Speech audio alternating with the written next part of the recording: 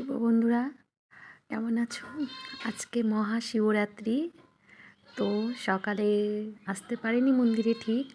এখন বাজে, আজকে আমি আগের দিন করছি, আজকে বুধবারটা করছি আমি।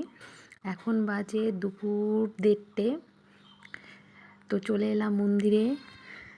শিবরাত্রি বাবা বাড়িতেই ঠাকুর আছে, বাইরে আর গেলাম না, এই জন্য বাড়িতেই বাবা আছে, শিবলিঙ্গ আছে। তো বাড়িতেই পুজোটা করে নিই। তো স্নান টান করে একদম চলে এলাম মন্দিরে। পুজো করা কমপ্লিট, জল ঢালাও আমার কমপ্লিট। আর অনেকে বলে শিব পেয়েছো, বাবা শিবরাত্রি করার কী দরকার? আরে বাবা, শিব তো পেয়েছি আমি।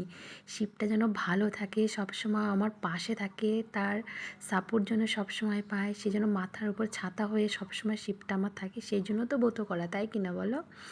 তো বন্ধুরা, বাড়িতে শিবরাত্রি করে ফেললাম। আমার মতন কে কে বাড়িতে ভোলেনাথ বাবার শিবরাত্রি করো, সবাই একটু কমেন্ট করবো। পাশের বাড়ি যাও এসেছে আমার বাড়িতে জল ঢালতে, বলছে দিদি এখানে জল ঢালো। হ্যাঁ ঢাল, কেন ঢালতে পারবে না? ঠাকুর সব জায়গাতেই থাকে।